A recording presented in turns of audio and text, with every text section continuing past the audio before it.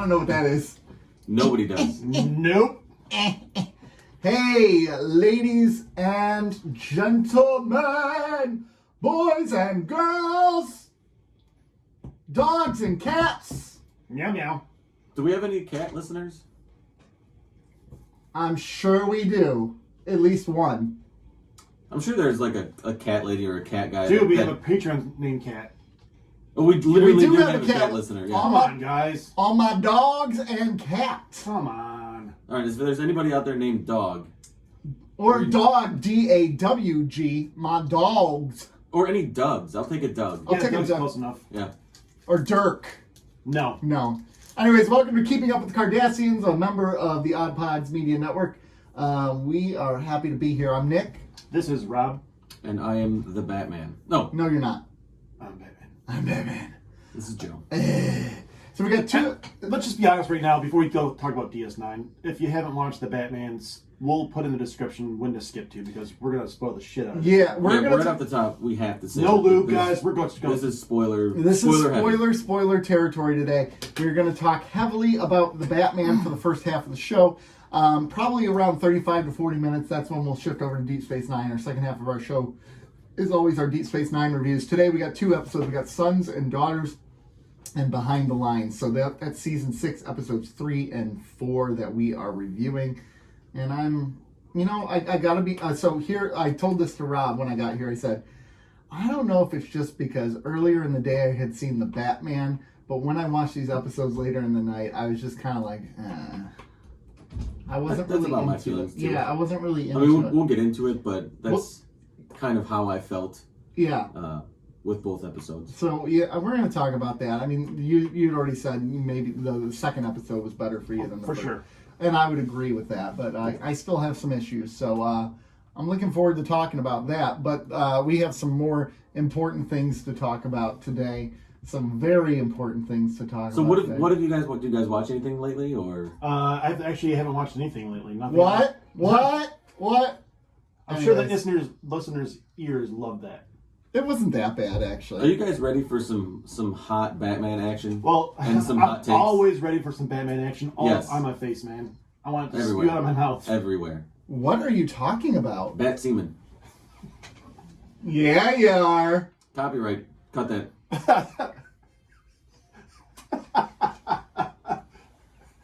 So when Batman, never mind. Anyways, Never mind. so we're Oh, Batman. so anyway. Oh, Batman. So let me get this first thing out of the way Yes. right away. Spoilers. Spoilers. No, this is no spoiler. Right I feel like we should say this. I would just randomly say this is a spoiler because Yeah, I mean- spoilers. Everything about this episode is going to be a spoiler. We're so spoiling some Deep Space I Nine, really too. want you Yeah. to know this. Robert Pattinson nailed it to me. I think Robert Pattinson nailed it. Oh, here's going to be a disagreement. no. I think okay. Here we go. Right off the top. You're going to say it. I know you're going to. Okay. Robert Pattinson is the best Batman. Woo! Really? Yes. I don't have a good one. I don't have it. What were you looking for? Turn on your Oh, wait. page. Really? I was wanting to do the one instead. I can articulate why I think he's the best Batman. Look at you using big words today, too. Check out the big One. brains on Brad. One, he got the most screen time as Batman easily. for and probably more than Christian Bale in the entire That's what trilogy. I said that in our Yeah. yeah. And he was a fantastic Batman. He didn't the one of the big drawbacks for me with Bale Spoilers. is the voice. I hate the Batman. It was more subtle in Batman. It was, but it got worse. It got worse as a trilogy. It did. went Oh, I on. agree with you. It did. And it pulled me away from the character because every time he did that, I was like, oh, all right. Pattinson, his voice was a little different, maybe a little deeper, but he wasn't pushing his voice or creating a voice. I appreciated that part. Batman is a detective. He's the best detective in the world, right? He's the world's greatest detective. He's not the world's okayest detective. No. No. He's okay, detective. He's okay. He's all right. That's the tagline in the comic books. Detective Comics. He's okay. World's okayest detective. Yeah. Do you maybe want your crime solved? Then see Batman. Put the bat signal. Want somebody pummeled? Then call Batman. Mm-hmm. But I say that I think Robert Pattinson is the best Batman, but with the caveat that I don't think he's a very good Bruce Wayne. I thought he was an awful Bruce Wayne. I don't think he was an awful Bruce Wayne. So I think I kind of awful's harsh. I don't think he's not.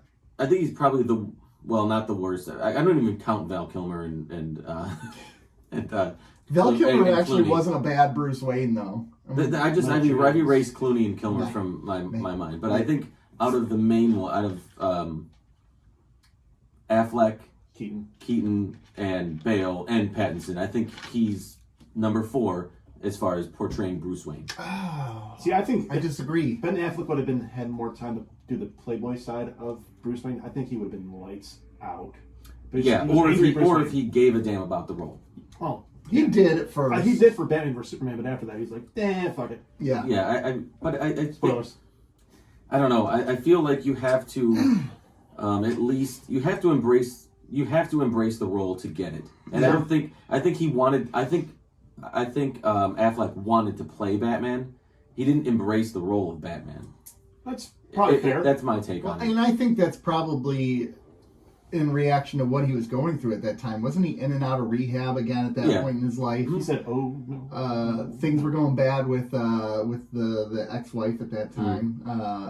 He just wasn't in a good place. I mean, Which you think contribute to his Batman role because Bruce Wayne's not in a good place. Use it, man. Use it. I know.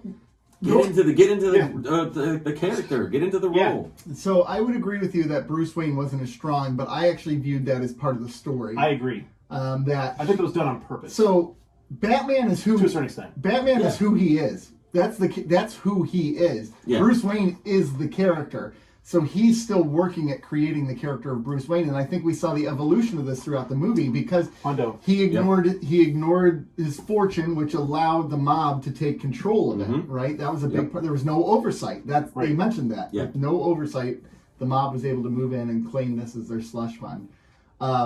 So I think this is part of him moving from Vengeance Batman to Hope Batman at the end of the movie. Yeah. And I think we saw that transition. So I view it as more like, so they took the Bruce Wayne aspect where they saw what his parents had done to his parents. He thought they were, spoiler, bad for a minute, and then it turns out they were actually trying to do some good, just made a bad decision. Yeah. Right. And then I viewed it as they're going to do Bruce Wayne as the hope end of everything, and maybe Batman would be less aggressive.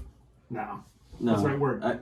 I think he's going to use Bruce Wayne to be the opposite of the Batman, and I think that's what the purpose of that Bruce Wayne arc was. Yes. And I think that was purposeful in the ratio of the amount of time given in the movie to each side of that character. Yeah. Because there wasn't a whole lot of time spent as Bruce Wayne or on Bruce Wayne. I mean, the storyline involved him, but it was almost like in the background, because it was the funeral scene. Yeah, he was, and it was and then, the end. And he went and visited Alfred in the hospital, which, spoiler, I was flabbergasted that they nearly killed Alfred. Yeah. Like, I don't know, like 40 minutes into the movie or something, or halfway through the movie. I almost believe that they killed him. See, I did not. And I thought it was, if I'm thinking about it right now, it kind of goes to my thing where in Infinity War, where they started, everybody started getting dusted, and as soon as you saw Black Panther get dusted, you're like, this is bullshit. This is just a way to try to play the audience, and that's kind of the way. And I get why they did it for Bruce Wayne, so they could kind of learn that he does really like Alfred, love Alfred. Yeah. But at the same breath, if they were trying to play at our heartstrings, it's like, come on, that's cheap. Yeah. Well, I don't know. I thought it was. I mean, I don't know. I don't know where I'm at on 100%, but initially I'm like, well, they're trying to play it like he's dead, and then they cut the hospital scenes. Now they did a thing where a couple times in this movie where I didn't think they were gonna follow through with what the scene was gonna be. Okay. One was the Alfred scene. Okay. I didn't think they were gonna blow up Alfred. Yeah. I thought maybe, something. I thought that scene was going to get extended, and either he was going to make it Like back, crawl on the ground. yeah, or he was going to realize it and toss the envelope somewhere, or whatever. You know what would have been great if that envelope was a salad, so he could have tossed the salad. Gosh. Like an actual salad. It's like, Nick, come on. Like he was going to be having a Caesar salad for his lunch. And it's all like to the Batman. He's like, oh wait, my salad is to the Batman. And then boom, And he tosses it. tosses it away so he can toss that salad. Okay. He tossed Batman's salad. Wouldn't it have been? It's just the two of them in that mansion, so. You gotta pass the time, I guess. I feel like we're not talking about actual salad.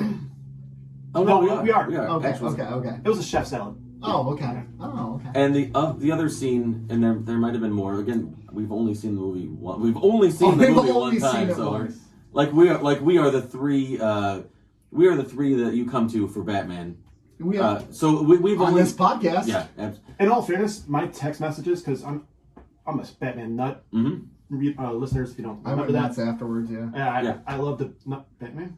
Anyway, Yeah. my text messages on Friday were just blowing. Have you seen it yet? What'd you think? Oh, I avoided. Oh, I was getting almost blown all human the fuck contact up. I until. said, I'm seeing it later. Yeah. I'll respond later. Okay.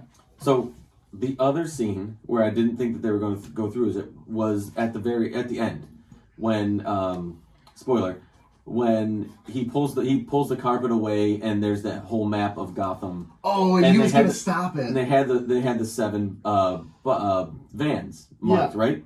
And I was like, okay, here's another 25 minutes of this movie where they go and find these 7 vans and deactivate it. Yep. And then like 30 seconds later they Boom. all blow up. Yeah. And I was like, they did that. I was expecting the same thing. We're like, okay, this is the rest of the thread. Because one thing I read is that the ending went to your typical explosion type of comic book movie. Hello, it's a comic book movie. That's how they're going to end. Yeah, it's still a comic book movie. Yeah. And so I was thinking, all right, so this is what it is. We're doing some Arkham Asylum video game stuff right now. Yeah. Which it kind of turned into anyway. Which I'm okay with.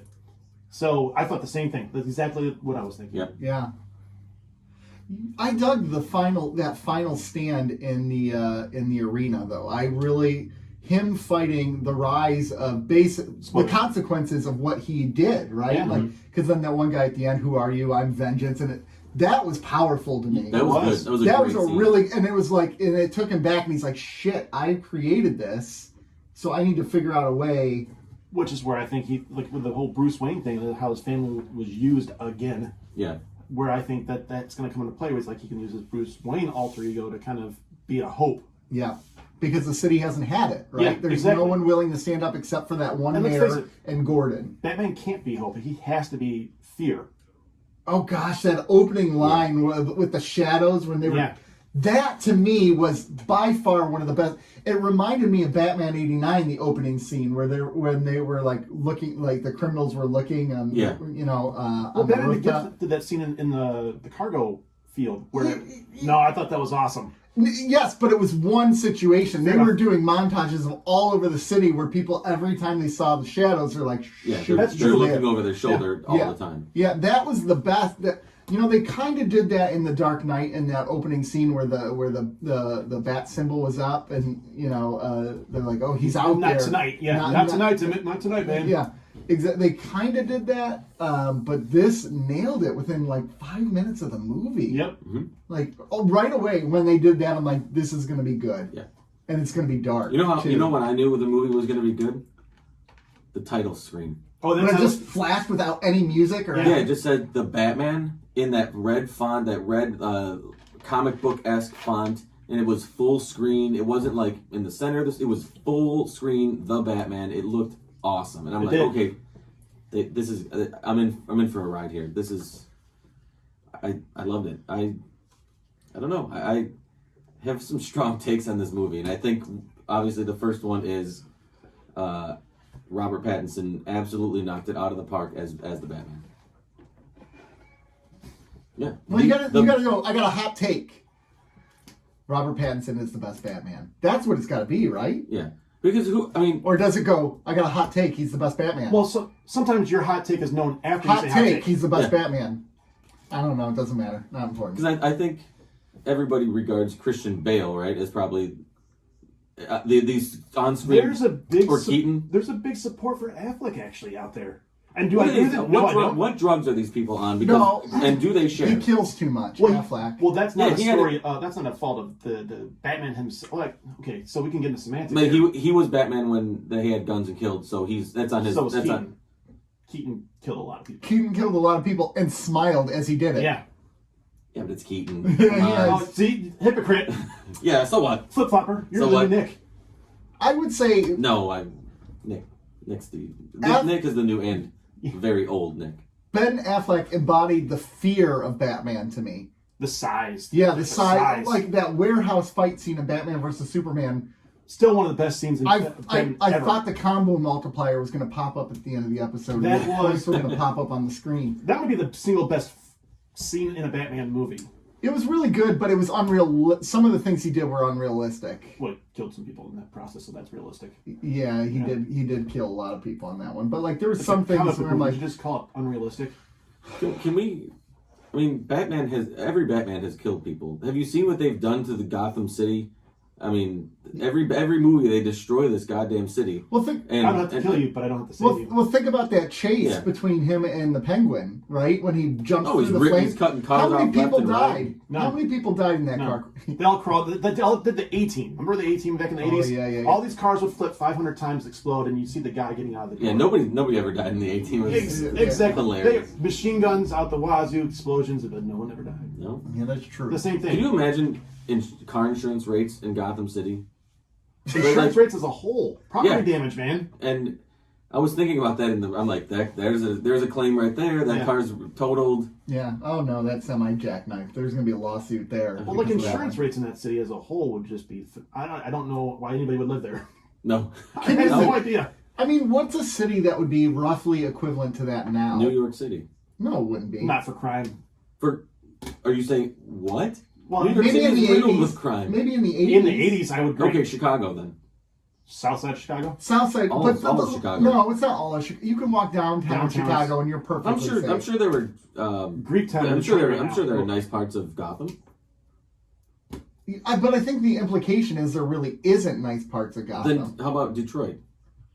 Greek town right now. Ooh. Well, but Have you heard? Detroit is a dying. Well, so Gotham is supposed to be a dying city. Yeah, too. it is a dying city. Yeah, Detroit isn't dying. It's just not. it's just not thriving. living. Yeah. Houston, Texas could be a good example. Houston's supposed to be a cesspool from what they. I don't really know. I've never been there. Great, we just lost a listener. Thanks. Oh, sorry, Houston. Portland. Did you just say Portland? Yeah. Portland's a beautiful city. I'm not Portland. Am I thinking what? Yeah. No. Seattle. No, There's a city in the Out in the west. Pacific Northwest that it's riddled with drugs and crime and homelessness. That's my street, bro. Just kidding. Is that- Compton. Yes. Geography major. I don't know. Besides, Metropolis is supposed to represent New York. Yeah. I mean, Yes. it was Gotham Square Garden. I mean, I think Gotham probably is more like a LA, supposed to be reflect that more than anything else. Gotham? Yeah, maybe. I think, to me, Gotham has always been either New York or Chicago. Metropolis is I would there. see. I've always seen Gotham as more like How a big Philly. and how But everything it is. Yeah, but to me, Gotham has always been like 1980s New York. I could agree with that. Yeah. I think Bloodhaven's supposed to be similar to Detroit or Chicago. Yes.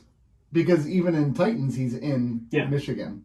Yeah, but yeah. So to me, it's always like 80s era New York. That I style. I would of- agree with 80s era. Yeah. I mean, in terms of Well, they even size, have like a Times Square too. yeah, Yeah. in terms of like size of the city and what it's capable of and what it looks like, how it feels, it's New York. And then the crime and how run down everything is and how destitute the citizens seem.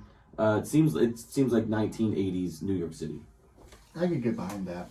If you had to make like a modern equivalent of a city. But regardless, I don't want to live there. No, I don't think anybody. I think the people that live in Gotham live there out of necessity. They need to instead bring of- the hipsters in there, like they did in Corktown. Well, nobody. I don't want Gotham. Can you imagine Gotham hipsters? I don't care about that, man.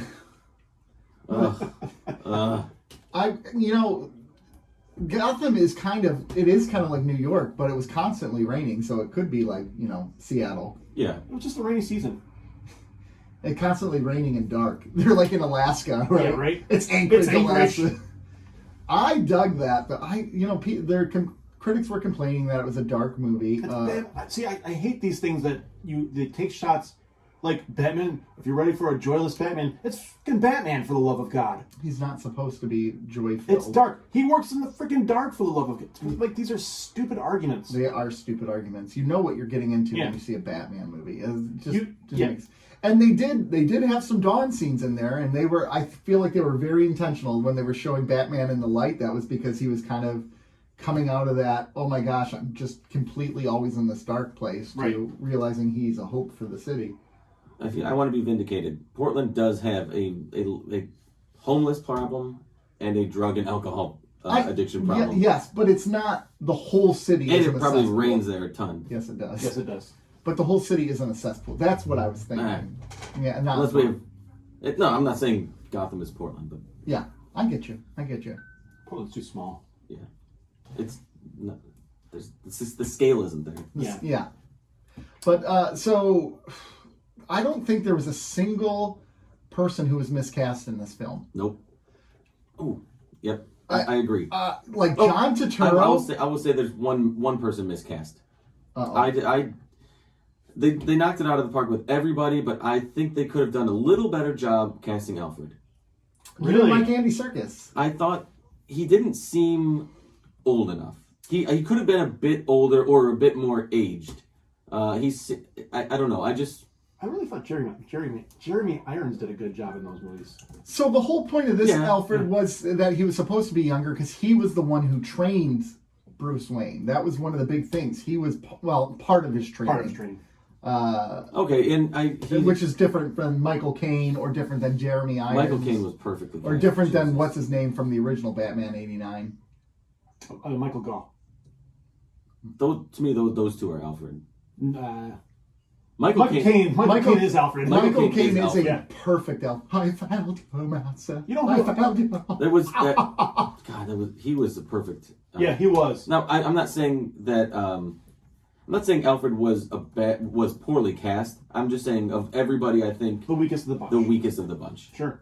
How good was Colin Farrell as the friggin' Penguin? He was Penguin. Great. That's Colin Farrell. I know. kept seeing him on screen going, that's Colin Farrell. He's a pretty man. And he was the Penguin's a tough looking dude. He's not easy on the eyes.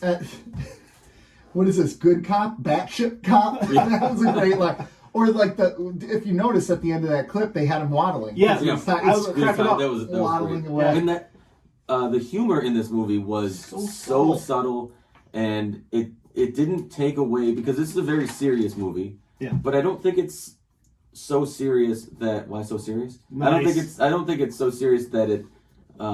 It's not the Joker. Right, it's not the Joker, but at the same time, it's not like you don't get the feeling like the movie's taking itself too seriously. See, I didn't. I never got that feeling. I did. Really? But yeah, I did. But like even some of the jokes that they come across is like so subtle. Like you said, like you got a lot of cats. Yeah. Like that's. Or when he punched Gordon, he said, "You could have pulled a little on that punch." I did. Get out of here, or that suit's gonna be full of blood. And he's like, "Yours or mine? Yeah, mine or yours." Yeah. So they're not like they're not necessarily jokey lines. No, it's humor. It's humor that's added. It's almost sarcasm to a certain extent. Yeah, it is like sarcastic, dry type of humor. But even with like the cat line, that's an observation that's funny. That's not a joke. You know, I know, but the delivery, delivery is funny. You know, one of my favorite ones was when him and Gordon were going into the place, and he looks at him. He's like, "No guns." He's like, "Yeah, man, that's your thing." I love that line. Yeah, like, come on. That was good. That was a good line. Yeah, and I don't know. I never thought that it was taking itself too seriously, because yes, it is a comic book movie, but for me, this was a detective's comic, the Batman. Agreed. And that's a great way to look at it, because there's a big difference between the different lines of books. So, to me, I thought it was respectful to that source material. Do you think they could have got away with Name it. Detective Comics 1. Wait, naming the movie? Yeah. No. No. Now it's worth a try. You have to. I think Yeah. The Batman is the perfect title. Yeah.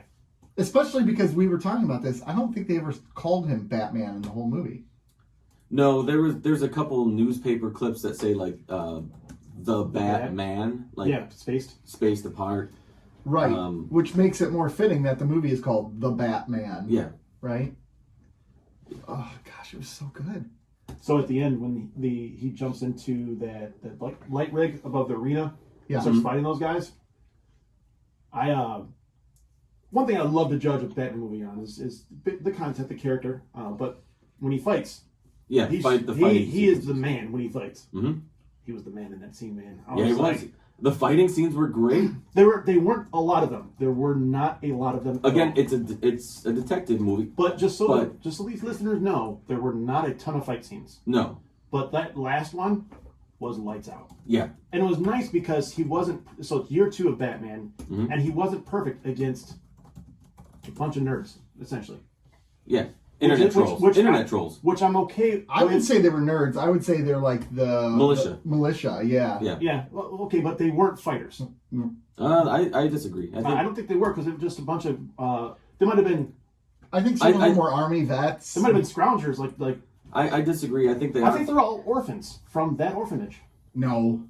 I think they are fighters because, I mean, in a way that I think Not all, most. You know, they had answers for the Riddler, right? Yeah. Suggestions on guns, ammo, clothing, things, you know. Yeah. So I think they do have a little bit of scrappiness in them. They might not all be like. I would agree with Scrappy. I don't think they were fighters. Maybe not fighters, but they don't. I don't think those people shy away from confrontation. Fair. But I know that they were fighters. I think they were brawlers. But again, I feel like we're I feel like we're nitpicking the distinction. Fair enough. But you said like nerds in a way. I didn't mean nerds. No, I know, but I think the type of person you were saying is like somebody who can't fight, and I don't think that they were that. I don't think that they were necessarily trained fighters. Right. But I think in a group, I think they probably could put up a good fight against someone like that. And all of them have guns, and they're right. shooting at him in an enclosed space. It's not like he can duck and weave because he's on a catwalk. So, on the catwalk. Yeah, on the catwalk. How many 5-year-olds do you think Batman could take out? If he wanted to? Probably more than me, but I think I would love to fight in tandem with Batman against a sea of Gotham Square Garden full of 5-year-olds. Yeah. I think we could take out Gotham Square Garden full of 5, like a sold out arena. They had 20,000 5-year-olds. That's a lot of 5-year-olds. With Batman, I think you're all right. Yeah, me and Batman fighting together. I think we could take 20. So what are your thoughts that the final showdown wasn't even actually with the villain? Yeah, I mean, that's fine. I'm trying very hard not to have a strong emotional reaction to this movie. I'm trying to think critically of it, but I think this is almost a perfect Batman film. I don't, and I'll tell you why. Origin stories have been done to death about Batman, and I think Nolan did a perfect origin story, and I don't think that we need that anymore. I agree. I don't think you need to touch this or Spider-Man ever again. So the idea that they went away, not for a long time at least. Okay, until I'm dead. Fine. I get that. I can understand that. That makes sense. I'm serious. Everybody knows these stories. I know, but it had everything I wanted out of a Batman film.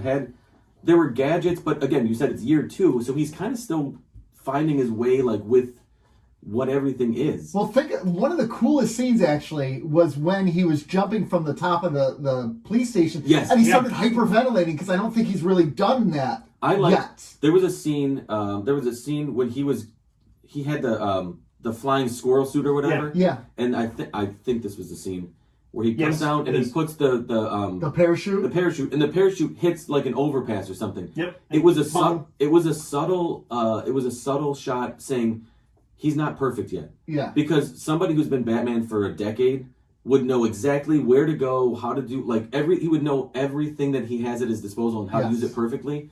And hitting that, was like, shit. And he tumbled, and then he was like as soon as he came to, he was winded, and it was just this. And He's limping kind off. of an imperfect Batman right now. He's finding his way as Batman. Well, it one of was a great. I thought it added to that. Well, one of the things I thought about in that scene too, specifically, was that he was limping off into the alley, and I'm thinking to myself, okay, now what? How does he get back? Yeah. Like, how does he call Alfred? Or He's just like, well, I'm hoofing it now. yeah. It's like, gotta catch a cab. Like, and I always visualize. I don't know if you played the Spider-Man video games, but when they had the travel scenes, they showed him on like the subway, like playing on his cell phone in his spider suit. And I'm like, maybe that's what Batman does. But you're right. Like, he struggled with some of the like, he didn't have the skills and the talents with some of those things that you think he would have. Like when Christian Bale did it in Batman Begins, he was pretty skilled almost right away. That's kind of what I was thinking, because he had like one flub up at the very beginning of the movie, like when he was not even in the suit yet, but once he hit the suit, right, when he was going to visit Gordon and he fell down the fire escape. Yeah. And then in the second one, maybe you could argue in that very first garage scene when he jumped, when he hit the side of the building or whatever, when he was on the van and he tried to jump off and hit his side against, you know what I'm talking about. I think. It's a great description. But that was like one of my favorite Batman scenes, actually, and it ends with him jumping on top of the van and crushing it. Yep. I think to answer your I'm question, not wearing hockey pants. I think What makes you and me different? I'm not wearing hockey pants. Did you say hockey pants? Isn't it pants? No, Or does he say pads? Pads. Hockey pads. See, that's the problem. exactly. Hockey pants. I understood it just fine. Yeah, that's a user error. Yeah, it's a user error. But to answer your question, no, it didn't bother me that the final showdown, they weren't together. It's a little bit Star Trek 2, isn't it? 'Cause wasn't the the final showdown, at least Khan was still there. It was kind of anticlimactic in the sense that, like, but they weren't on. They never shared screen. They weren't. They never shared screen. Yeah, they didn't. You're right. And they weren't like in the same space. There wasn't a final showdown. Like, here we are. We meet again. Like, I finally got you. The closest he came is when he visited him at Arkham, right? Yes. Or when he was there when he got arrested. Spoiler. What did you do? What did you do? But but it was still understandable. He was just. Yeah, and he went to Arkham to see him, and that was the closest we got to a. Well, that was an intense scene too, because he's like Bruce Wayne, and you're like, oh shoot, who was the actor that played who? Paul Dano. Paul Dano, yeah, he was in There Will Be Blood as well. Yeah, God damn, he was great as the Riddler. Especially after they unmasked him. Yeah, as the human Riddler, and he saw he was freaking crazy. Yeah, but he played that really well. Mm-hmm. Yeah. Especially when he just said, "I just ordered my pie" or whatever. Yeah, I like that pecan pie.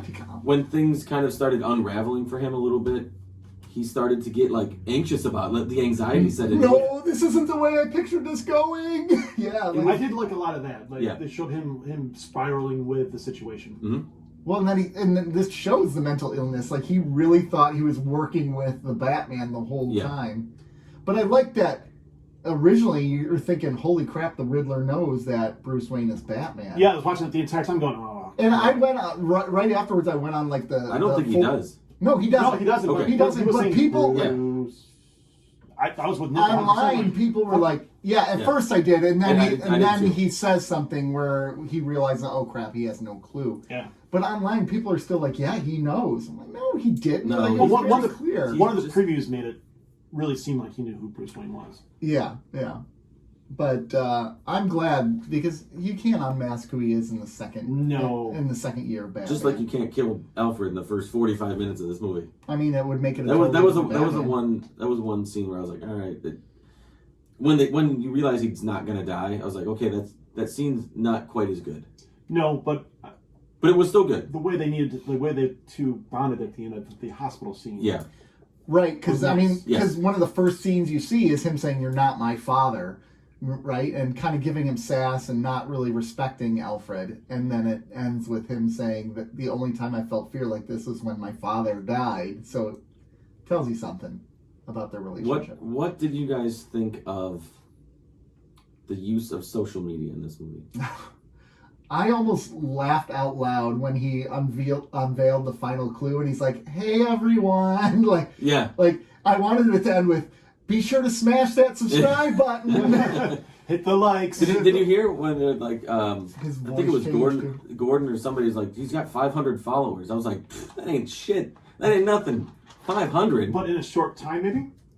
Well, 500 psychopaths, though. Yeah. That's what he had. Yeah. And that's the problem. And maybe he didn't allow more than the people are going to support his We've got cause. more followers than the Riddler.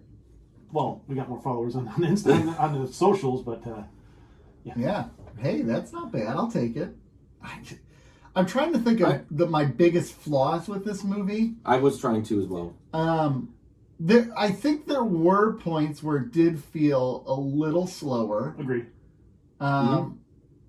But I feel like that was meant to be the tone of this movie. It was Yes. like a building storm, especially based off of what the climax of the film was with the blowing of the seawalls. I think it was meant to be the methodical, and it wanted to be long, and it wanted to kind of drag on. I agree with you. I think that was what they were kind of going for in the long run. And I have a quick question for you. Now that they blew the seawalls and all the people are in the Lucky water, does seawalls. that mean Gotham is full of right. seamen?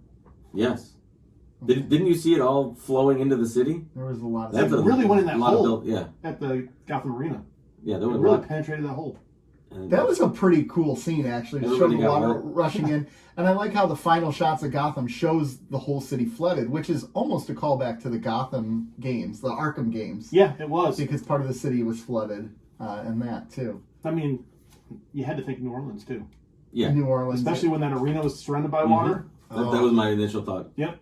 And it was a great scene. And also, I thought that they would pull the mayor out of the way before she gets shot. They didn't. They shot her ass. Yep. But then she was fine at the end. Well, they only clipped a rib. They only Yeah. clipped her rib. But I love And how... she's a soldier, so.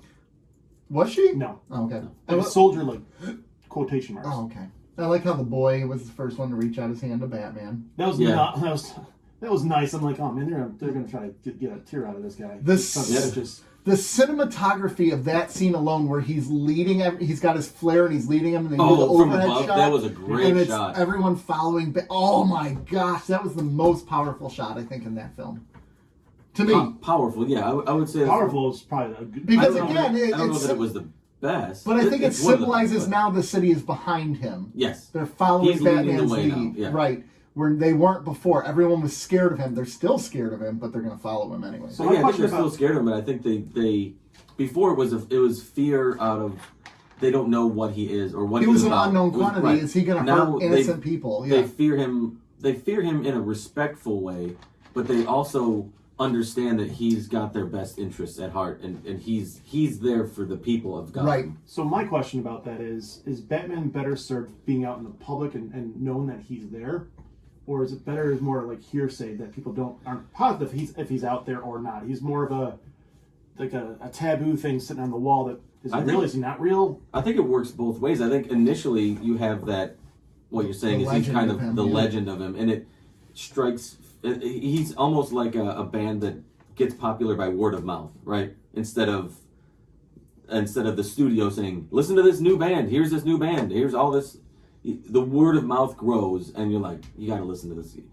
The Batman's out there. So did the Batman sell out by getting out there? Just kidding. No, but I think so. I think that kind of sets the foundation, and then now that he's out there, they know what he's capable of, but he can also still exist publicly and Yes. kind of command the same power that he did in Right. the shadows. Yes. Yes. That was just a question I had because I was wrestling with that. Yeah, 'cause Do there I are two- prefer him because I think historically I preferred him as kind of like that thing that's just an urban legend. But people are like, he's real, but is he really? Is he not? So I was wrestling with that when I was thinking about the movie. Because I think it's so early in his Bat career Yeah. that's where he's existing now. He's year 2. He's probably starting to make that transition. We saw that in this movie from the shadows to the people getting behind him and embracing him. Mm-hmm. Well, I mean, even some of those scenes with the police officers, right? The commissioner wanting him out of the crime scene. I love the one scene where Batman's just standing there and the officer's like, "Oh," and he doesn't react at all. He's just still stoic the whole time. I like the scene, the one cop, the cop that didn't like Batman. I don't know. Oh yeah, Is it Martinez? Rodriguez. Rodriguez. by the end. What? No, there was. Rodriguez Martinez.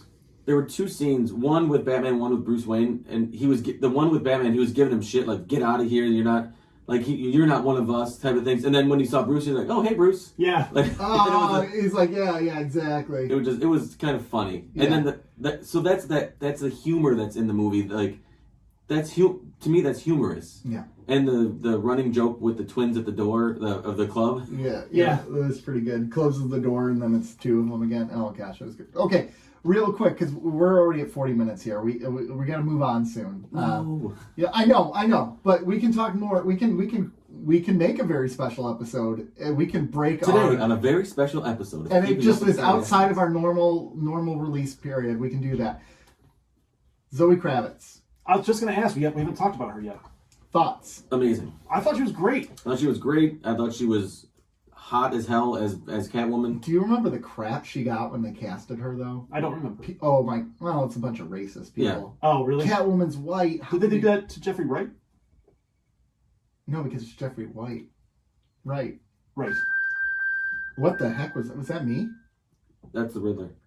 The Riddler's messing with us, man. We're done. It's over. No, I think they probably did do it for Jeffrey Wright, but you combine the fact a woman of color, like a person of color and a woman, then she's really going to get it, right? So I think I loved that casting, and she was great. It was far exceeded my expectations. And I thought they were going to make her more of the villain. They didn't really. She towed the line. She was the moral gray area. I mean, so was Batman, but I mean, they really showed how they're the same, right, for the most part.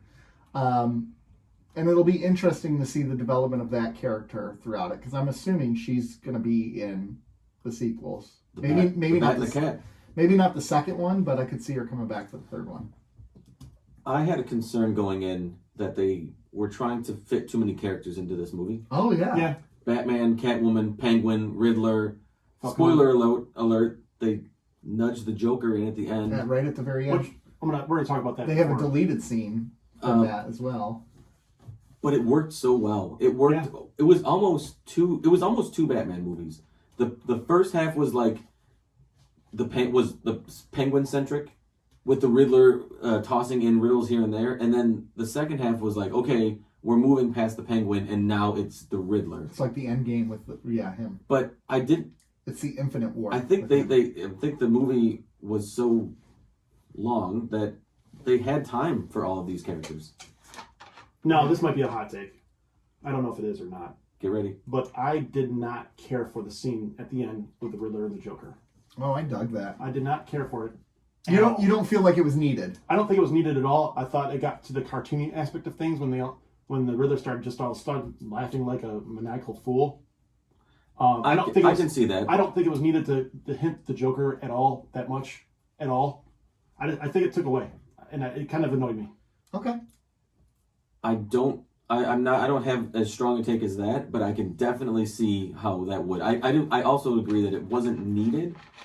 I don't think it added any value to the movie, but I don't think it took away any value. It took away from me for a little bit. That's fair. Yeah, because I'm like, oh, he's getting a little. Because the movie on its own was a standalone fantastic movie, and I think they were trying to set up what is to come potentially, how do you need to? But how do you incorporate Arkham into a Batman movie and not mention? There's other ways. Like, look how subtly they did it in Batman Begins. There was a Joker card. Oh my gosh! And no one saw that coming. Yeah. He had the flair for the theatrics. You need to show the silhouette. I don't think you need to show his face. I think there's other ways to do it, like graffiti or something along those lines. I don't think you need to show him at all, because a lot can change between this movie and the next one, and Joker might not even be in it at all. And then we're going to hear bitching about how Joker's not in it. But even if they don't, just a tip. Even if they don't go to Joker, I'm okay with that. And knowing that he's part of that universe, I'm perfectly fine with it too. Actually, I kind of prefer let's give Joker a break. Yeah. But I don't. It annoyed me. Who would you put in as the villain or villains in the next Pattinson Batman? Oh man! Keep in mind, this is a grounded Batman, just like the Dark Knight. But I don't know. That is a good question. Well, the Penguin's still out there, so I almost think you have to try to get him in jail. I think you continue dealing with that same group, right? You still have the Riddler involved. Here's what I lean towards: the Court of Owls. Yeah.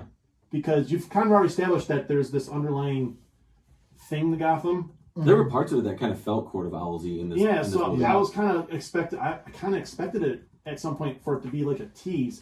But one thing they did, they teased all kinds of villains in this movie that you didn't really know when they were talking about the Doctor, and then that little blurb of Hush came on there, and then the Joker wasn't subtle, but there's a lot of little things that did there to tease potential future villains. Gosh, there's so many good villains.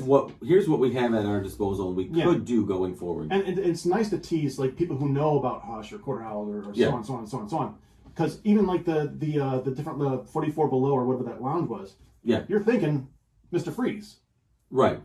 Imagine if they could put out the Mr. Freeze story from the animated series, like kind of roll that in. Oh my God, that's something like that. That's a great one that I didn't think of, because the tone of that Mr. Freeze from Batman the Animated Series would fit so perfectly. 100%, man. Right, because that was like a tragedy. It wasn't. It was a tragedy, and that makes the character relatable, and you could fit that into this universe. I think pretty easy. Yeah, it's a little more absurd because you're dealing with a guy that can shoot Freeze. I think you could do like Firefly. But I don't even think Firefly's going to be in the Batwoman. Oh. I don't even think if you chose to do Mr. Freeze that you would have to lean on the cartoony aspect of it. I think you could just do. I think you have to do a little bit. A little bit, but I mean, you could do more like the mad scientist aspect of it and get away with it without having to research Arnold Schwarzenegger's role. You need to chill. You need to chill. I think Two-Face could be really good in this one too, because again, you're dealing and change what Two-Face actually is. Well, here's my thing with Two-Face. What the Dark Knight did wrong.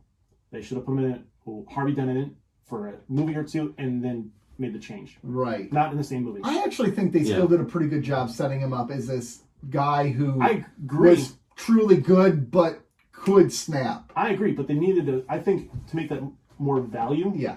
It would have helped. It would have helped if he was in the first movie. Like Billy Dee Williams. I think they the way that they set up Gotham in this movie is right for Harvey Dent's character right now.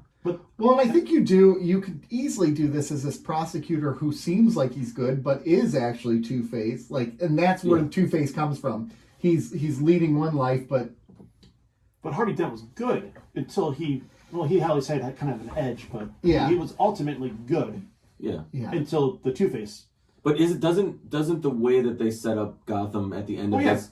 Sure. It's perfect. Not they're trying to focus on the crime. They've gotten into the crime cell and they're making progress, and it's ready for someone like Harvey Dent to come in and really start prosecuting. Kind of like The Dark Knight. Yeah. Right? They brought him in because... And he doesn't have to be an A character in the next movie. That's the best part. Make him a B and C character. That's one of the great things I thought about was with this movie is they had Catwoman, Penguin, Riddler. Obviously I think Catwoman was I don't even really know. I think they were all like, there's the Batman, and then there's everyone else. And that's the nice thing about this movie is that it was a Batman movie, because you can look at The Dark Knight. I'll pick on The Dark Knight because it's the one everybody loves. You can say that was a Joker movie. Oh, it absolutely. And all the Keaton movies were definitely villain movies, maybe other than the first one, but they kind of stole the show. I don't know. Jack Nicholson. Yeah, they stole the show. Yeah. But this is, he was in every scene. What 2? He had easily the most screen time, most costume time as Batman. And the film noir with his voiceover. Yeah. That was really well executed. That was really... and then it turns out he's just writing his journal. He's keeping track of what he's going through. Yep. It was well done. Not digitally. No. Some great... I love some of the scenes, like the explosion scenes where the Batmobile is coming... And I know we've seen this in the previews, but seeing it in the context of the film was awesome. Where it comes, it jumps out of the fire, and then when he's walking towards the Penguin upside down, and was it the scene where he's walking towards the Penguin? Yeah. And he's upside. The view is from the Penguin's point of view, and he leans down. That was even funny. But seeing him walking with the fire in the background upside down, you see his silhouette. That was a badass shot. Yeah, I was expecting a fire emoji behind him. But this bat is on fire. That should have been the name of this movie. I love the scene, and it's so simple, it's so stupid, but when the Batmobile starts up for the first time when you see it. Oh, yeah. I'm like, that's actually really... It felt Knight Rider-ish almost. A little bit. Is there- Very shadows. intimidating. Yeah. It was intimidating. And then he jerked it forward a little bit to scare the crap out. And like he wanted them to run. Yeah. Which was kind of cool. Yeah. That in that scene, the Batmobile was its own character. Yes, it was. Yeah.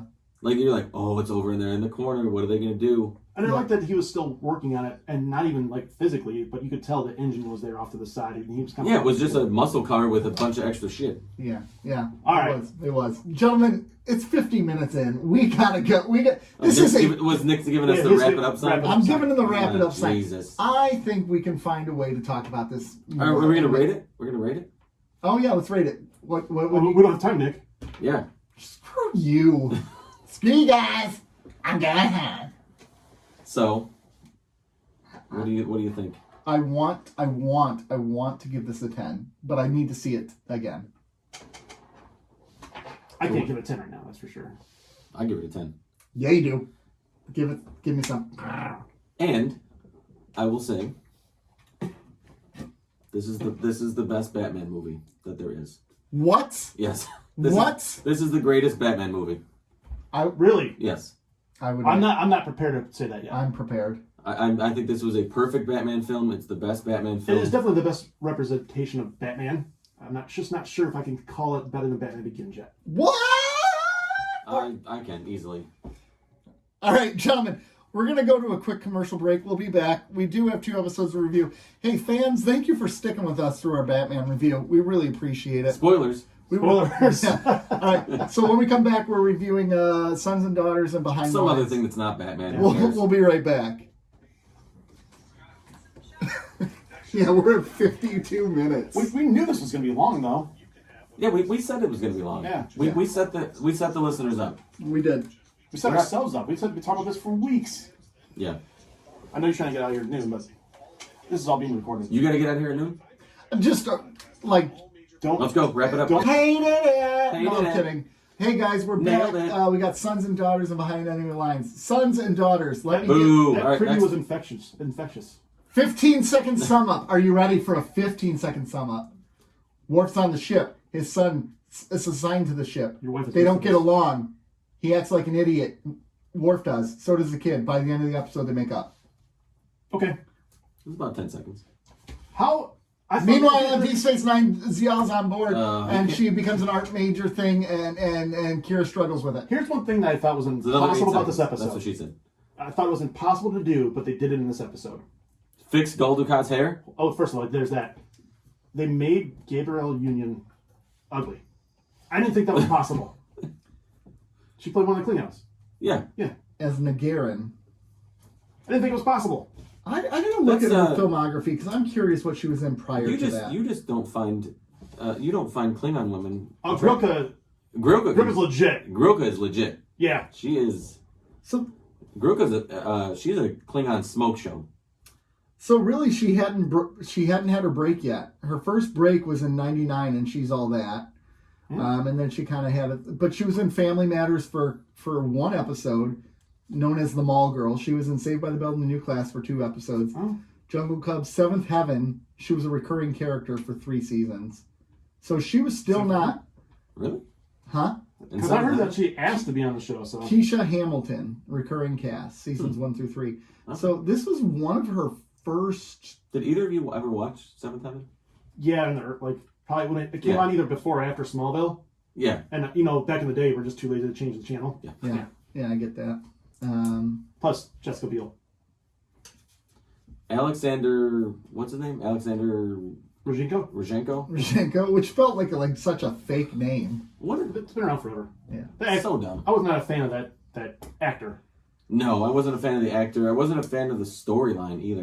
To be It quite was honest. kind of needed at this point though, because Alexander had been. Well, I didn't know. I'm like, Worf had kind of I was like, oh shit, Worf got a son. dad fucking of the year for a while. Alexander, son of Moog.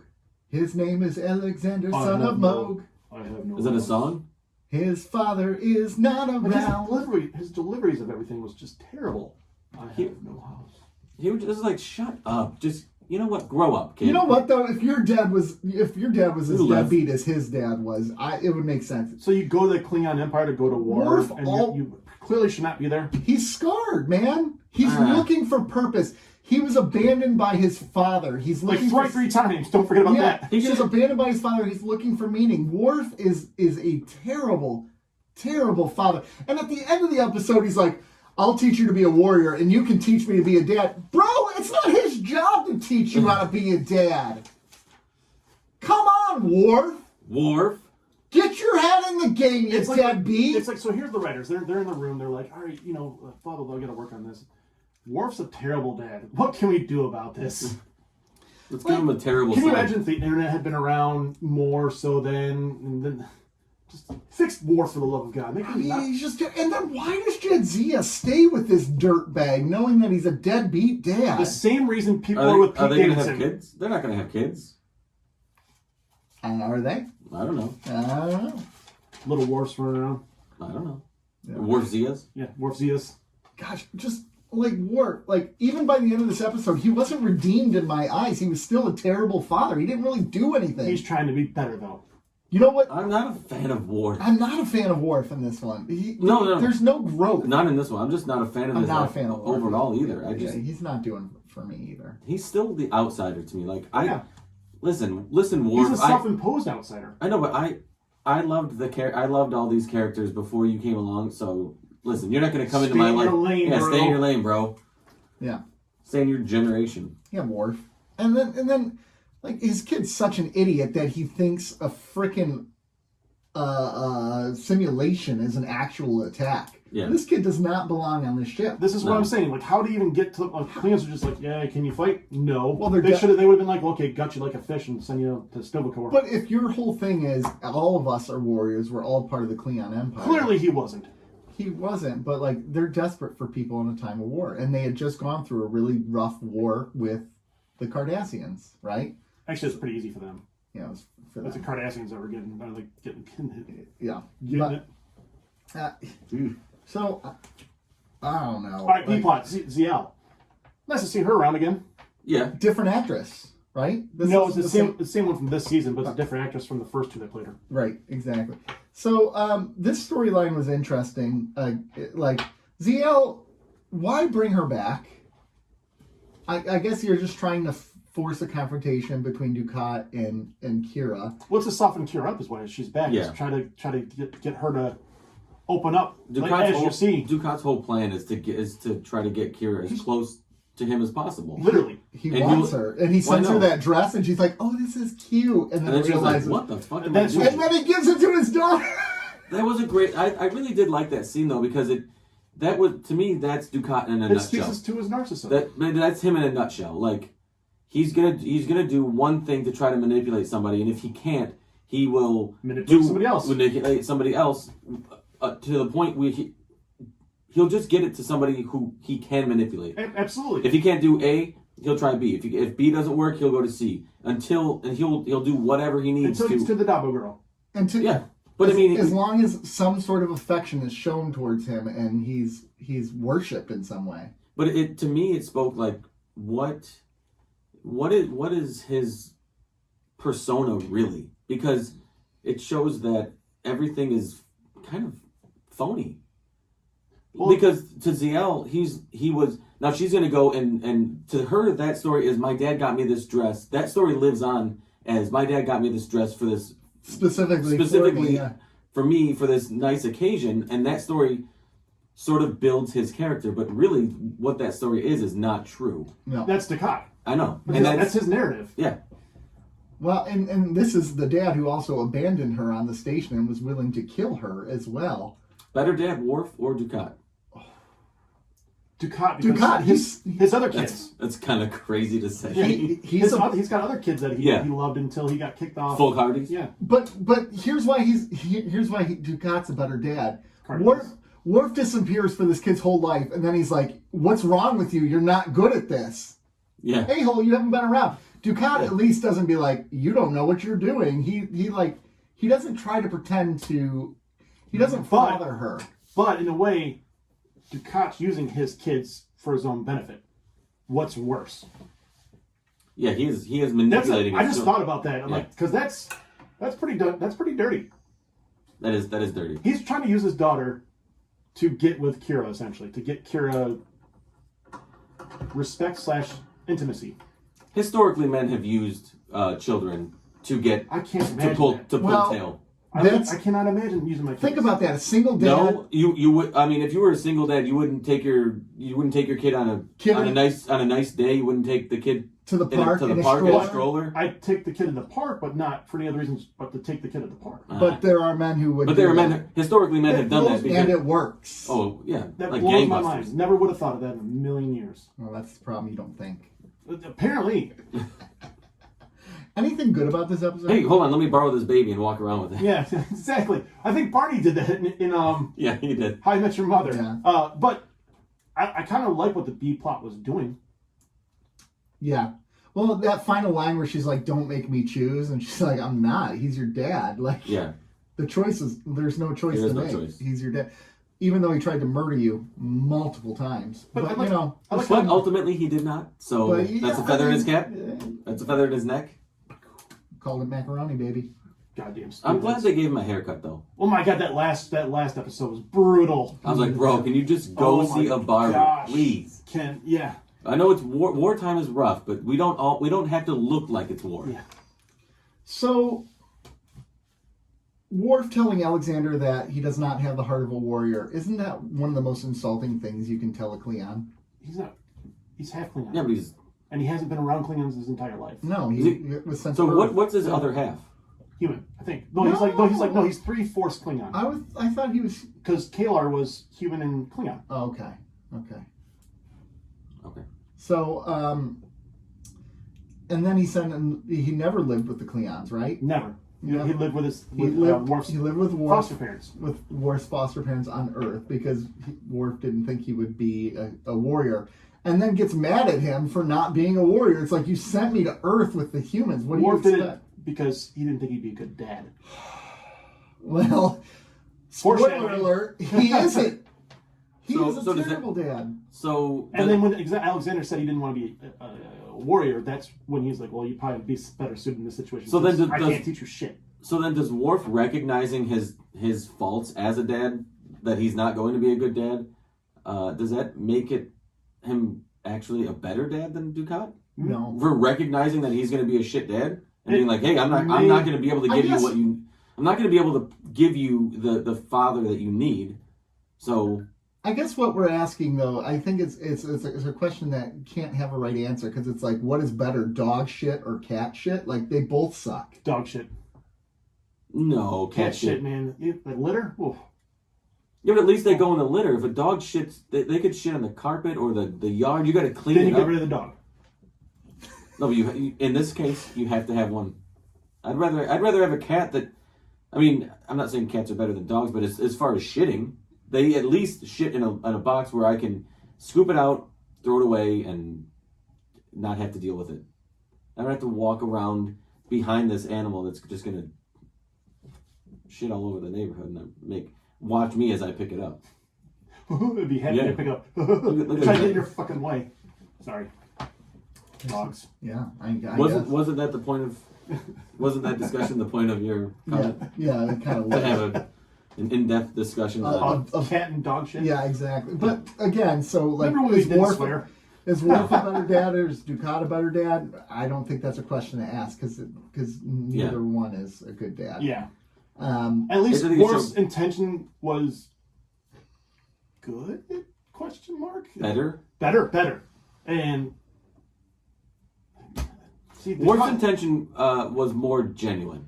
all right, so here's a question though. Your intentions aren't necessarily sincere and authentic, but you turn out okay, like ZL, or you end up like Well, she turned Alexander, out- who's I'd rather have ZL as the kid. I mean, as far as kids go, ZL's ZL pretty is awesome. She's Yeah. great. But she doesn't have But the kind of- Alexander's he's a douche. Yeah, Like, he's a total douche. But he deserves to be a douche. Like, Well, ZL should no, be he towards. doesn't. He ZL should- overcome. Come on, Rise up. rise above. We all have adversity. Yeah, get over it. Just the other day, I had a paper cut. You didn't see me whining about it, Alexander. Suck it up, nerd. Butter, yeah, nerd. Pull up. He is a nerd. He is really like a Klingon nerd. Yeah. Hey guys. He said No, thank you. Come on, dude. You're on a He Klingon did say ship. no thank you to Yeah. the Klingons. Yeah, like what was that? And then tries to get up and walk away. Yeah. Don't you ever do that. Yeah, at a Klingon ship. Dork. Yeah. Yeah. But he held his own in the fight for the most part. I think the guy was teasing him. Oh yeah, that guy would have. If that guy wanted to, he would have killed him in would've an killed him in a instant. heartbeat, Well, yeah. there'd be no honor in that. Yeah. No, I mean there is honor in beating up children. Yeah. As we've established. Behind the lines? Yeah, I'm good to move on. You guys ready to move on? Yeah. Yeah, then Cisco is easily the best Star Trek dad. He's one of the best dads on TV. O'Brien's not a bad dad. No, he's not. You're right. O'Brien is not a bad. He's not. He's racist. So then how can he be a good dad? Yeah, that's true. That's true. He's All not right. teaching his kid that, though. Trying. Well, that we know. Yeah. Well, Because you know what? You pick up stuff at the dinner table. yeah, you do. Yeah, you do. Bloody Cardies. Spoonhead. Jesus. All right.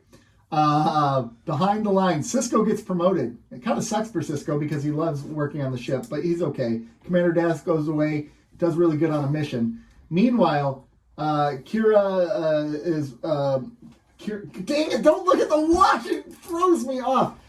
Kira's opposition is going okay. She's trying to get Odo on the same side of her. They constantly are disagreeing. And what's worse is that Odo starts hooking up with the other changeling, and they start linking together. And by the end of the episode, Odo doesn't care about anything except for getting that link, getting that great link. He wants that great link. All about that link. Rom gets arrested for sabotaging the deflector. Yeah, it was over 30. How cool. You do not take out 10 seconds for panicking. 10 though. seconds? No. You didn't panic for 10 seconds. How great was that scene when Kira was narrating the Damar and Gemini?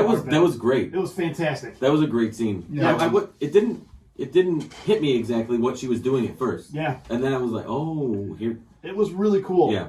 That she was like calling him the shot. She was calling Actually, Kobe! I actually had to rewind it and watch that scene again after I realized what she was doing. I wanted to see. It was very clever. It was, yeah, I dug it. So can we break this up into two parts? Can we talk about the Cisco plot and then the other plot? Yeah, let's do the Odo plot second. I want to save that for last because there's a lot more to that. So the Cisco plot, though, first of all, I think it was really cool that they show the rituals that the crews have established to keep their morale up during times. That was cool. Like that was like when he brought it in at first, I'm like, what is he doing? What is he doing? And then it made sense by the end of it. Brian, get out of here, dork. What was the thing that they said about? I can't remember exactly what they said. Like the whole speech they gave for it. Well, yeah, it's just a It was a cool speech. ritual. Yeah. Yeah. It was just a morale booster to keep everybody. How it gave its life force. It was a reminder of another mission they succeeded in, right? Yep. Yeah. But, Cisco is very much dealing with the same problems we've seen previous Star Trek captains deal with in terms of Picard dealt with it, and Kirk dealt with it. When you get promoted and you're no longer on the ship, it doesn't feel right? They're in it more for the camaraderie, they're in it more for the relationships than they are necessarily for the exploration, I think. Same with Kirk. Yeah. Oh, yeah. Kirk, it wasn't necessarily, Kirk... Well, I think Kirk liked starships. Yeah. I But it was the people, too, for him. Yeah, but I think it was more about the Enterprise. Enterprise, the one thing they did well is they made that a character. Yeah. Do you think? My take is I don't think Cisco is capable of handling a promotion like this because he lives in gray area. He makes decisions that.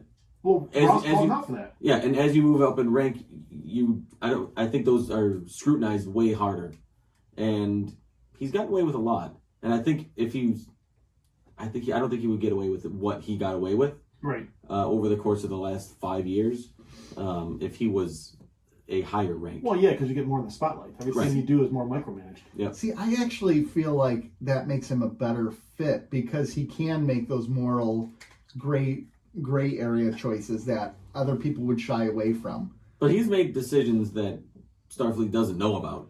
Would get him court-martialed if they did. Specifically because of his attachment to the people, right? Right. Now he's no longer in a situation. He's now he's detached from the people. You take away his weakness.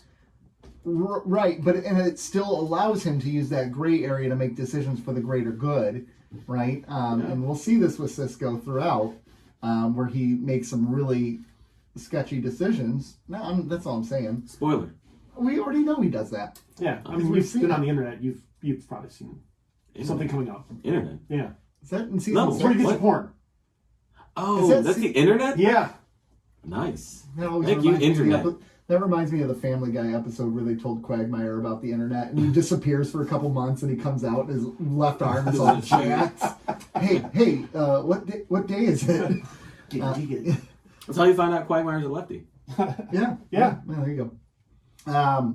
So I like that story. I also liked how it showed how capable of a commander Dax is too, right? She went in and she killed it on her. Yeah. No pun intended. I like the scene where he was where O'Brien was talking to Nog, and he's like, "Oh, I could be the captain," and he says, "Nog, by the time you were the captain, there'd be nobody around to notice." Good point. Yeah. Yeah. Like, oh yeah, it's true. And then Everybody they asked for captain, the captain to confirm like, a yes. command, and they both responded. That was pretty cool. I like that storyline. I like that we're actually seeing real life consequences in the positive for Sisko too. Mm-hmm. He is a good commander. He's going to get promoted. That's sometimes part of the thing about, like, especially Next Generation. Picard was like this revered figure, yet he never got promoted to admiral in it until Picard. Did they ever offer it to him or no? I don't Or did recall him being offered. I don't think so. They've offered it to Riker. Riker also always was offered command of a ship, and he always said he wanted to stay on the Enterprise. His goal was to command the Enterprise after Picard left. It's kind of like Jordan Love and Aaron Rodgers, right? Just sitting in the wings waiting for your Are you chance. still here? Are you still here? Or Aaron Rodgers. Don't do Riker like that. Or Aaron Rodgers and Brett Favre. Yeah, I think that's a better. That's a better analogy. analogy. 'Cause Yeah, I'd agree with that. Jordan Love sucks. Yeah, he does. Or Jimmy Garoppolo and whatever the guy. Tom Brady. No. Oh, well, that's a good one. I was going to say for San Francisco, the guy in the wings, Trey Lance. Trey Lance. Oh, okay. Yeah. I don't know. I still think. It obviously was. I'm not doing sports. Yeah, we're not doing That's the other show. Yeah. That's for the other podcast. Okay. Anything else with the story with Sisko that we want? Anything that sticks out to you? It's like all my notes are about the Odo part. Yeah. Yeah. Okay. Well, let's move on. Let's before we get into Odo, I want to talk about Kira and how she's putting all these expectations on Odo without even asking his permission. So, for instance, she basically commands him, "You will not be part of the Great Link. You will not do this. You will not do that. Promise me." There's not even a back and forth. It's just, you do what I say. We got Angry Kira back, right? Yeah, we And did. she's worrying about Bajor. She's worrying about what they're trying to do getting out there. Yeah. So it kind of makes sense for her to say, do not do this, because they share, the way it's explained in the past at least, they share everything. Yeah. Which could be thoughts. And if Odo's hiding stuff, I'm sure they can probably feel that. Yeah, it's an unnecessary gamble. It's 100%, man. It's just something you don't need to do right now. It was a really unnecessary gamble. But I think I also think that Kira is not even attempting to understand where Odo is coming from. She's not. All she cares about She sees it as unnecessary. Where Odo's coming from, I think it's way more of a. The desire is so stronger than I think even Kira realizes. So, to be crude about this, is this the equivalent of someone spending 30 years in prison and finally getting out and wanting to just get some? Are you talking just the linking up part? The linking up part, because it feels like it's almost like a sexual urge. I think it's Odo. beyond sexual urge, to be honest with you. I think it's Yeah. something like it's that and mental a level of intimacy it's a level of intimacy that you can't we couldn't explain. That us solids don't understand. I don't. But if you were that first time, I have no problem with the first time he did it. I totally get it. Yep. That second, but now by the end of this episode, we see that maybe her intentions weren't. Exactly. She was seducing him, straight up seducing him. 100%. And she definitely had intentions. Hell yeah, she did. And she succeeded, because by the end, Odo was totally link whipped. Oh yeah, he was. Yeah. Very he link was. whipped. He was all about that link. And she was wearing a tight dress, and she has a figure. I'm gonna say something, and Nick's gonna hate it. Oh gosh. So I'm watching this, and you know how you see those memes that says substitute this word in the singing, and it makes it so much better, makes it more immature and funny. Like saying in bed at the end of something. Yeah, or like when I went to church with my brother, because it's not my favorite place to be. He said put on the toilet after every hymnal song, and I was reading through it, cracking up. Sorry, Nick. Earmuffs. Every time they said link, put anal in there, and it's hilarious. There we go. You won't understand, so you're in the Great Link. I mean, I was watching yesterday going, oh, I'm just wrong. Gosh. Sorry, Nick. That's fine. Sorry, Nick. earmuffs. Everything is fine. Sorry, listeners, actually, more than anything, sorry, listeners. Muffs. Everything is Yeah. fine. Muffs. I thought it was funny, no one else heard it. I think it's pretty funny. Yeah. But So- I mean, Now, rewatch this episode, I dare you. oh, yeah, I mean, I dare you. That is the Great Link. Do you think some of Odo's reactions and some of the reason why he's now choosing to ignore Kira is because Kira ignored him, though? No. You don't think any of it's hurt feelings? I think hurt feelings are involved. I don't. I think it's just him being so wrapped up in Oh, I really do. I- She's like, are you questioning my loyalty? And he demanded her answer that question. Yeah, I liked that he circled back to that because She he did said blow it up. and then she blew it off and then the scene kept going and I was like, oh, Well, he didn't- didn't answer that. And then she, whatever Kira said, it didn't even register with him. He went right back to that question. Yeah, I did. Because that was what is important. It matters what Kira thinks of him. And by the end of the episode, even though Kira said she trusted him, to him it was clear she did not trust him anymore. Yeah. And so he went to someone else for comfort. He proved it right by telling But him, did "Or she? we're wrong." But did she drive him into her arms? We're all responsible for our own actions. I'm not saying that. We all have a choice to make, but she is culpable just as much in this situation. I feel like. There's context to the decision. I disagree with that because Well, you're wrong. I could be dead wrong, No, and I'm okay with that. Take out the could. No, I agree with Nick. you can agree with Nick, but Because I won't agree with you because Well, because but I'm listen, just not going to. because if Kira doesn't act that way, and I'm not saying it's her fault. I'm just saying if you remove that part of the equation, it alters his decision. I don't think he makes the same decision. I think he does. I think he's think so he doesn't. wrapped up in that Oh, moment that it changes it. look at the first time he linked and it's just the change afterwards, and then the second time when she's like, "You did what?" I just think that he was on a path, and whether it's because of the founder or because of the intoxication of it all, I don't know what it is, but there's no justification in the world for what was done to Ram. No. None at all. And to me, he proved her right. Oh my gosh, and poor Rom, like in that deflector, just walking out, and then he opens it, and then, yeah, Yep. yeah, it was done. It was done. He looked out, and they were just waiting there for him. It was sad. It was sad. That was a bummer. Yeah. And poor Ram.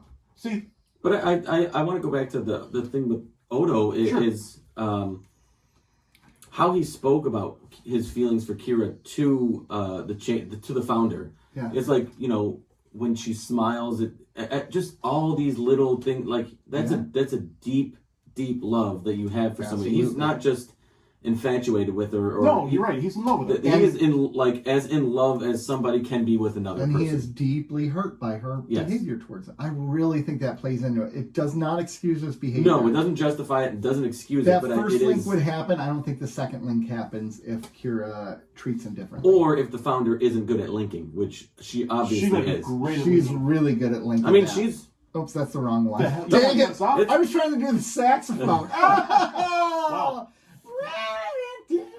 Wrong page, bro. I know. I'm sorry. I let you all down. It's the one with 4. I know. I'm sorry. Nick, Joe, seriously, There we can go. you take over the soundboard? Yeah. Seat? I've done a really good job today until that moment. Okay. This isn't better, baseball. Better. This Done isn't better. baseball. I mean, Yeah, I need to bat 100. I know that. 1,000. it's No, I crazy. don't want to bat 100. At least 300. It's crazy that you can, if you only succeed 30% of the time in baseball, you're a Hall of Famer. It's sick, isn't it? It really. You're like, What- I'm a 70% loser and I'm one of the greatest of all time. But that's succeeding offensively, because if you succeed defensively 30% of the time, you're the worst defender in the history of defenders. No, what about If Frank you're- Thomas? He was a career DH. But he was Yes. he wasn't defensive. Other podcast. Shortstop. that's what I'm saying. Shortstop. Imagine you're a shortstop and 70% of the balls hit your way, get past you. You're not a very good shortstop. Oh, But you could play for the Tigers. No, they could. I'm just kidding. Gosh, They why do you gotta signed- say hurtful things? They signed a really They good signed Javi Baez. This year, That won't exist. That won't- Yeah. Okay, So They anyways, finally signed that. It looks like they're turning a corner, and they're like, "Nah, fuck baseball. yeah, We're screw it. done." Hey, we got an idea. There's a game that's already suffering, gonna die. Just look at Star Trek, and let's make it die faster. Yeah. Nice hat, by the way, Joe. Thank you. I do like that English D. Give me that D. My favorite hat. I love this one. I got the I wore my favorite hat yesterday, and it's got a big chunk bit out of it. You'll see it today because I like to wear that hat. What are you eating the hat? No, my dog did. But she did it when she was a puppy. My dog that we had to put down, Lucy. And now it's a sentimental bite. Yeah, that sounds like a good name of a restaurant. Sentimental The Bite. sentimental bite. Yeah, I'd eat there. Yeah, let's do it. Yeah, please. Gentlemen, are we starting a restaurant? I'm not. Yeah. I'm not. No, there's No. Keeping Up with the Cardassians investigates the restaurant business. Yeah. So Quark gets We filmed there hammered. too.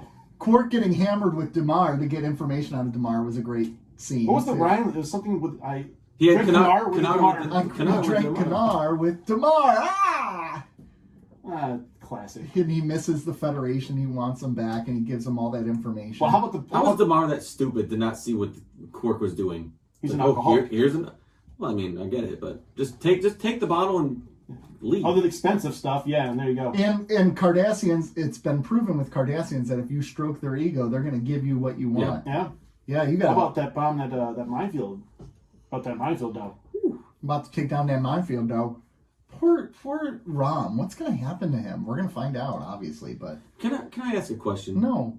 You said that this is like a 6-part opening. These all seem like Their own independent episodes. The first yeah, two I seem like get that. I get that they're. I feel like we're in the war storyline. So why do we have to do this 6-part business? They're just. It's a 6-part episode to get back to DS9. That's the I way I mean- Spoiler alert! Well, come on. Yeah, It's called Star Trek Deep Space Nine. I just don't feel like it's Not necessary. Tarek Nor. I just don't feel like it's necessary to section it Well, off. I never viewed it as a 6-part arc. I always just viewed it as a story. Because it doesn't. That's what everybody don't- says. Oh, okay. Because it's not set up. It doesn't say part 1, part 2. None of them have, Joe. Let it go. Not one of them. Emissary didn't say one. Well, I guess one Emissary did say one. Some of them said part 1 and 2 when they Not had the this same show? goddamn Oh, name. that's right. Yeah, because they did the search. But they one, also too. did a couple where it was part 1 and 2, but it would there were different names, Yeah. Yeah. which I don't like. I know. We've heard. It's stupid. You're stupid. Can we stop caring what you That's think about only this? partially true. Can we move on from caring about Joe's feelings about 2-parters? and Everybody 3-parters has and 4-parters? moved on from Actually, caring about my feelings. Everybody stopped listening. So Joseph. Joseph. No, it's okay. No, it's not. The only person that needs to care about my feelings is me. That's not true. That's not true. People who care about you should care about your feelings. I care about your feelings. How did you feel during that Tool concert? Aroused. Oh man. Oh man. If that concert went on for 4 hours, I was about to call my doctor. Yeah. Because if an erection lasts more than 4 hours, Yeah. call your doctor. That would. So rating these episodes. Yeah, doctor. My tool was a ret. You know what? You're not allowed to talk Dr. about this Acula? concert in front of me because I was not Dr. I was I'd like not to invited talk to to this Dr. Acula. concert. Yeah, I was I'm at a left Tool out. concert, and there's some things happening. It's been 5 hours. Dr. Acula. It's been two Tool songs. Yeah. My tool They're only has been affected by Tool. only halfway through the 3rd song, but I'm really concerned. My Tool is in bad shape. Or good shape. It really depends on how you People look keep at trying to pass by me in the front, and it it. It just doesn't work. no, it just They're playing Limbo. yeah. Don't worry about that. It's Sons and daughters. Let's give it a rating. Sons and daughters. Can you go? Sons and daughters. Sons and daughters. Sons. this one guy keeps passing multiple times. Sons. He and keeps- daughters. He lingers. Sons He and lingers, actually. He daughters. keeps hitting his head on it. Oh, Sons and daughters. What are you going to give it? I'm gonna give Sons and Daughters a 4.5. Oh wow. Wow. I actually find that to be generous. Oh really? This is a 3. A 3. Wow. This is a 3. Yeah, there's 3. This is a 3 episode to me. I did 5. It was fine. I didn't like the actor though, so I was Yeah. deciding between 4.5 and 5. Yeah. See, there was not this. This was not a needed episode too. In the arc, it's not needed. In the overall arc, it is though for his kid. Yeah. Kind of bring back the kid. Couldn't they have killed him? They should have. Yeah. They should have. All right. Favor the bold. Behind the lines, bro. Behind the lines, sorry. I give Favor the Bold blindly 8. All right, cool. Good call. I'm typing it Put in. it in. Put it in. Let's see if your prediction holds true. I'm going to give Favor the Bold a 7. I'm going to go with 8. Yeah. All right, so now let's go with Behind Enemy Lines. Behind the Lines. I'm going to give the movie Behind Enemy Lines. The first one was good. The first one? Yeah, there's been like 3. There's a Behind Enemy Lines 2 and 3? Yeah, but not with Owen Wilson, though. I didn't even know there was a 2 and 3. I didn't know that either. Behind Enemy Lines is the only one I know about. That's the one with Owen Wilson, right? Yeah. Yeah, there's like a second one and a third one. No, there's not. I challenge that. Behind Enemy Lines 2, Axis of Evil. Behind Enemy Lines, Columbia. And SEAL Team 8, Behind Enemy Lines. Those are like not even straight to Netflix. They're straight to video. We got them at the video store. I know, but they're not. Those probably make straight to video look like Oscar worthy films. All right, come on. We're watching this show. I'm gonna give love it. I'm gonna give the first Behind Enemy Lines a 7.5. That's fair. That's a good one. That's fair. What was the one with the sniper in Stalingrad? That was a good one. No, in Stalingrad with what was that? With the frick, that's gonna really bug me now. I'm gonna give Sniper a 6. I think that's generous. It was okay. I'm not mad I watched it. Enemy at the Gates. Enemy at the Gates. That's a great movie with Joseph Fiennes, Jude Law, Rachel Weisz. Oh, I never saw that one. And I did. That's good. I think I saw the quote. Behind the Lines. Let's get to finally rating it. Oh, you said the actual episode. Behind the Lines, I'm going to give... Ooh, it was good. It was a good... Ooh. I feel like 8's too much, but 7.5 really isn't enough. I'm going to go 8. Nice. I'm going to go with a 7.5. Yeah. I did 7.5 as well. Okay. If I could, I'd go 7.75, but... You can't. No. There are 3 rankings. They are whole rankings, half rankings, and 6.9. That's true. Which, given what this episode was, I could have given it a 6.9. You could have. But it was better than that. Okay. Okay, gentlemen, we're Patreon. Yeah, we have a Patreon. Yeah, you should sign up. We got a $2, $5, and $10 tier. We'd love to have you. We give Patreon exclusives in our $5 tier and our $10 tier. Mm-hmm. At $10 tier, you get a Q&A with us, which is a lot of fun. $2 tier, basically an AMA. $2 tier, we're gonna write you. We're gonna write you. AUA. So, and you join the $10 tier, you get all of those things. So we'd love to have you. Join Hillary, join Kat, join Marv, and join Annette. Join them. Join our cult. And the Great Link. Yes. And the Great Link. Where can you find us, gentlemen? Instagram, keeping_up_Cardassian. Twitter, @CardassiansPod. Facebook, don't care. Keeping up with the Cardassians podcast. That's distracting, Nick. YouTube, Keeping Up with the Cardassians. No, what are you doing? Who is that? Who is this, Mr. Sims? Are we on Discord? Not yet. No, we don't have. We have a Discord. We are in Discord, the Discord existence, but we don't have our own Discord. Tell a friend about us. We're available on all. Yeah, we are a word of mouth podcast. Yeah. Tell if you a friend. really hate your friends, tell them about our podcast. If you love your friends, tell them about our podcast. Yeah. If you want to make friends, tell them about our podcast. Yep. Bye. If you want to lose friends, bye. Tell them about our podcast. Bye. Especially that link part here towards Bye. Bye all. We love you.